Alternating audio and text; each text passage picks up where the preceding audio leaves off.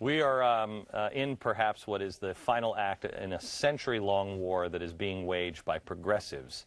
Progressives on both the right and the left despise the Constitution and want to fundamentally transform the Constitution and therefore the United States of America. The structure that they are putting in place is the exact opposite of what our founders intended. The founders were, they weren't anarchists. Let me introduce David Barton, who, I love you, David.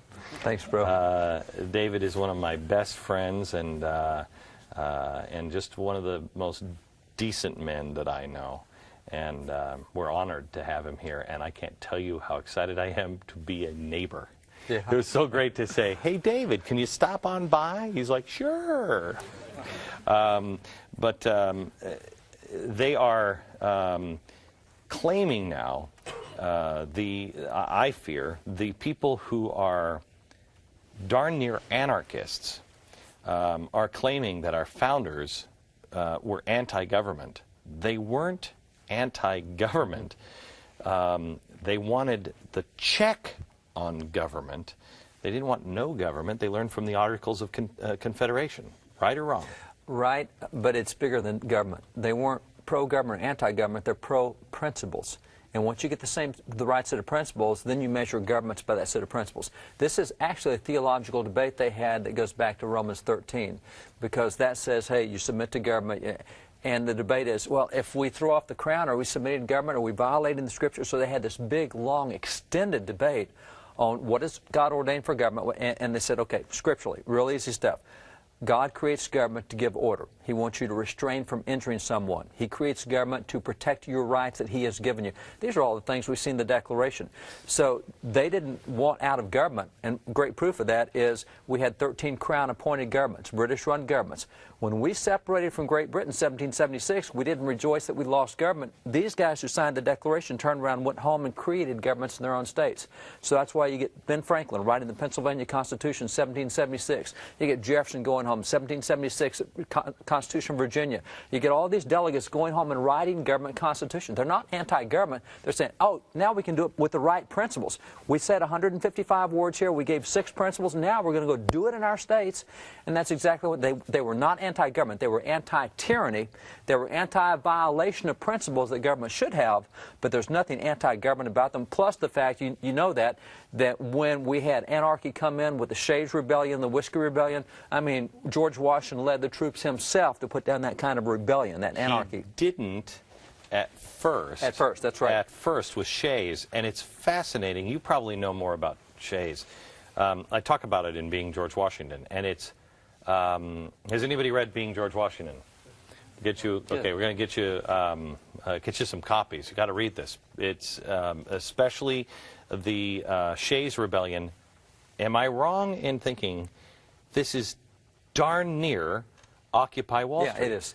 It is. It was anarchic. It was anti-governmental. It's, you're not going to tell us how to live our lives, and we're going to tell you what to do with our resources. And it was exactly the opposite of what they called social compact. So when that rose up, now you really do have anarchy looking you in the face.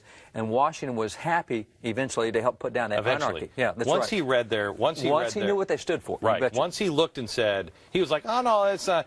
Then he saw what they were talking about, and he said, I can't believe people are, I'm paraphrasing, obviously, I can't believe people are so stupid that Americans can't see through this fog. Well, the problem was that if you let that fester, it grows into a movement, and it wasn't that big a movement at the time. Wait, so you're saying like a president should not, he shouldn't encourage or just ignore a movement like Occupy Wall Street? Isn't that a strange thing? That is weird, well, David. You know, there's this little biblical thing that says a little leaven leavens the whole loaf. And if you let something go, it grows and grows, like debt or like the size of government or anything. If you don't keep it under control, even with health stuff, if you don't limit an infection, it'll grow and take over. And that's the way they understood it. Is you've got that. They understood the depravity of man. That's why they separated government into branches. That's why they put limits all over the place on it. If you let one get out of bounds, you had to jerk it back in the line real quick, which we have not done with our judiciary. We've allowed them to take over, the imperial judiciary. They understood nature too well to do it.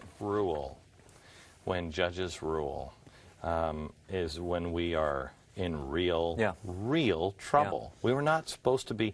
You know, I heard a talk last night by Robert Morris, and he was talking, and he said, we are a democracy and a republic. We all have a vote, and then we vote for somebody to represent us. That's right. They create the laws, and then what happens? Then we allow 9 people to rule over and say, nope, can't do that, got to do this. When it goes against everything else, the judges are ruling now. We are slaves to the judges. One of the, in working with congressmen as often as we do, one of the bills we recently helped. No. Well, it's good. There's some good guys up there. They just never make TV. But one of the things is we have a whole group of congressmen who are trying to jerk the chain on judges and get it back under the Constitution. Right. And radical guys they are. They actually read the Constitution. These guys that we know. Crazy. Yeah, I know. It's like what they're saying now stuff. about Rick Santorum. They're saying extremist and papist. You know. Oh, yeah. Oh, yeah, papist. Oh, yeah. What is this, like 1955? 1960. Anyway, It's back to I know. John, JFK. Yeah, that's right. So one of the things that we said, well, the Founding Fathers were really quick to impeach a judge who crossed a line. And what happens after the impeachment of Clinton in '92, the whole redefinition of what is an impeachable offense goes away. You had 170 law professors says, does it rise to the level of impeachable offense? And so we redefined it since '92. You go back to the Founding Fathers, the first 13 impeachments they did of judges, one, and you got to remember, judges, Article 3, Section 1, are not lifetime appointments. They're for the duration of good behavior. That's what it specifically says. You're only there as long as you behave well. They impeached and removed a federal judge for cussing in the courtroom because they said that's not good behavior for a judge. Had nothing to do with political. They removed a judge who overturned an act of Congress. And so here's a guy who said, oh, Congress? No, I'm the judge. I'll tell you. They jerked him off the court. They jerked another guy off the court because he got drunk in private life. Not on the bench, in private. That's not good behavior for a judge. So we had judges very accountable. Now we're saying, well, maybe if that judge rapes his daughter and murders his wife, maybe we can impeach him. And we went through 2 years ago trying to impeach a guy who was sitting in jail. A federal judge sitting in jail. We couldn't even get him impeached, and he was in jail. And so the mentality on holding the judges... Well, he'd be closer to the criminals. Yeah, right.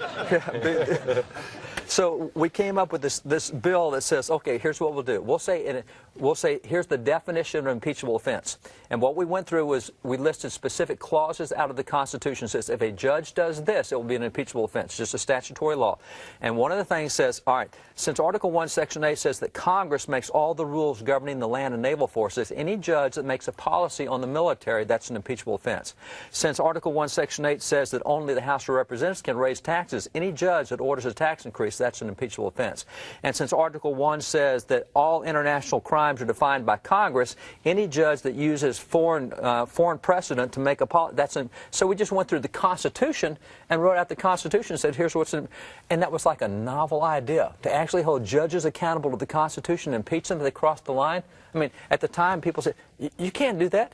Well, then why do you put them on the court if it wasn't to uphold this document? And we're saying if you leave the document, we're going to. Okay. It's a weird debate. Let's talk about because I'd love to go down to the impeachable offenses thing a little longer with. I don't know, maybe another branch, but let me. Can I guess which one? Yeah.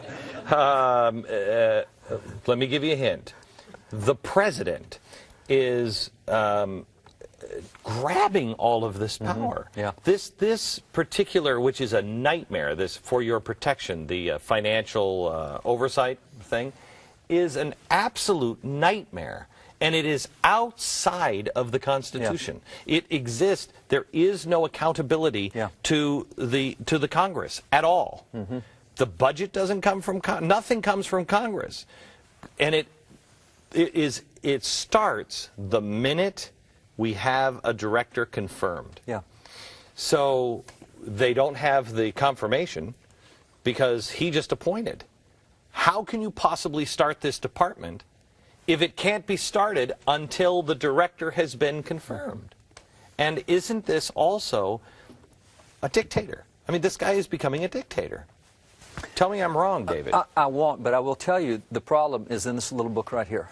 This is a book from 1833. You know, you'll love this book. Okay. You'll love this book. The problem is this is an elementary school textbook. The problem with this elementary school textbook is I will just about guarantee you 98% of Americans cannot pass what's in here. Oh. And it's an elementary school textbook. Please don't quiz me.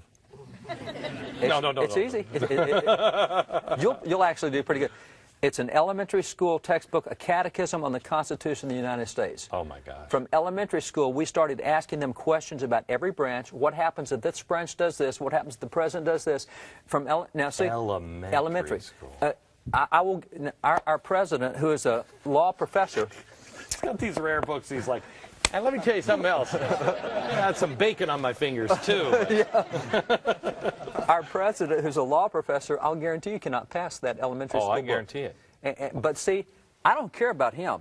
I care about us not jerking his chain when he gets off the reservation. And that's because we don't know this stuff. We as citizens, if we knew this stuff, we would not. He's been sending up trial balloons. You know, I would love to do this. I can't wait for Congress. Gets all the applause. Okay, I'm going to do it. You know, I've sent up 10 trial balloons. Well, part of that, if we had jerked his chain. But part of that is people, correct me if I'm wrong, but I think, because I feel it, and I have a network, I feel like I'm powerless. I feel like there's nothing I can do, because I can speak out all I want, I can say whatever I want, yep. But it doesn't change anything. What? I'm going to do it? The media isn't jerking the chain. That's the dog that the people have. But you see, there's another part of that I would jump on and say it's our problem too. Not only do we not only understand the document, we don't understand the process behind the document. And if you don't understand the process, you don't understand where to intervene to make change. If I understand that, hey, gasoline's what makes the car run, if I cut the fuel line back here, I don't have to turn off the engine. It'll cut. If you understand the process, you know how to step in. If you understand how the Constitution works, I can show you 6 different ways to get judges under control other than impeachment. But that's because the process is understood. So if we had understood the process, we wouldn't feel powerless, because we'd say, wait, I can intervene over here. Oh, I can go around here and do, hey, I can get my congressman to do this. Okay, so David, help me out here, because it's becoming spooky. Yeah. It's becoming spooky. There is so much power being concentrated, and no one is saying anything. Yeah. Even our Republican candidates are cowards. They won't call it out for what it is. I mean, Mitt Romney won't even say this guy, he won't even say he's a socialist. Yeah, right. Socialist? I'm so far past socialist. I left socialist territory with Barack Obama 2 years ago. Yeah. And he won't even say he's a socialist. Mm-hmm. So how do you possibly, how can we change things? What do we do? Well, one thing is you have to understand this, like the debt, is not a one-election problem. This is not that one thing that will be fixed in one election.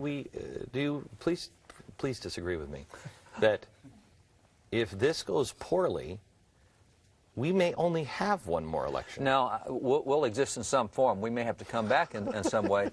Yeah, America can come back. Now, the problem is, how much do we want to enjoy all the pain that goes with living under Pharaoh before you get out of Egypt? I think there's so much pain coming, even if we turn right now, there's pain coming. And that's why I say it's not a one-election thing. Let's say we get everybody we want in the election, we get the House, we get the Senate. I'm sorry, we've already had this battleship going a long time in this direction. We're not going to turn it in one election. We've got a lot of economic stuff we have to deal with. We've got a lot of cultural stuff. We've been loading up the schools with indoctrination. We've got a lot of kids. I mean, we're looking at 60% of kids that go to college have to go through the first 2 years of remediation in college. We rely on everybody else to do so. We want somebody else to educate our kids. We want somebody else to educate me. You just feed me. I want to sit in front of the TV, just pour it in. Until we take the initiative to go learn stuff on our own and quit going to teachers to teach us stuff, find out for ourselves, then discipline ourselves, then put it in. Every one of us ought to be an entrepreneur sometime. And I'll ask you, is there any week you've had in the last 5 years that you've only had a 40-hour work week? Yeah, you wish. I wish it was an 80-hour work week. You and me both. Yeah. 80 to 90 to 100 hours a week is our normal week. And everybody's trying, 40 is too many. We've got to go to 38, got to go to 35. We're trying to push the work week. Until you're willing to put 70, 80 hours a week in on something and create a second job for yourself, create an entrepreneurship, find a niche where you can do. If you don't want to do that, pay that kind of price, 70, 80, 90 hours a week, you're not going to get yourself out of trouble, much less the country out of trouble.